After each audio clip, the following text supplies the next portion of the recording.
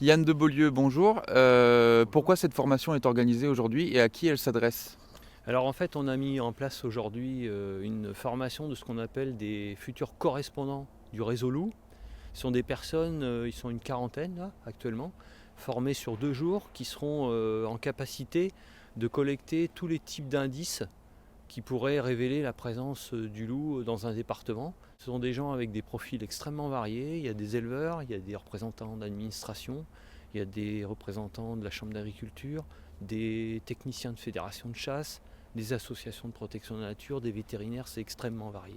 Et si cette formation est organisée, c'est qu'on se dit que le loup n'est pas très loin. Alors en fait, on a aujourd'hui plus de 60 départements en France où il y a eu au moins une présence occasionnelle ou permanente du loup. Et pour le département de la Charente, pour mémoire, en début d'année 2020, on avait eu plusieurs indices de présence avérée, très documentés, avec vidéo. Mais pas d'attaque pour le moment. Non, on n'a aucun indice de dommages sur bétail domestique sur ce département.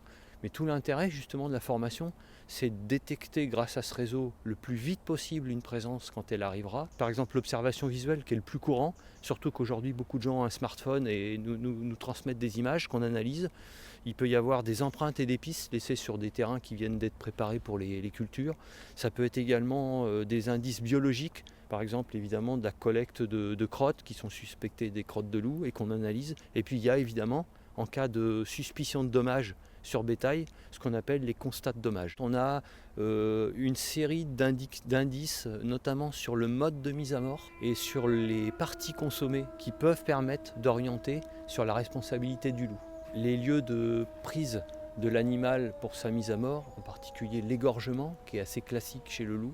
Et puis après, sur les parties consommées, ce sont souvent prioritairement les viscères rouges.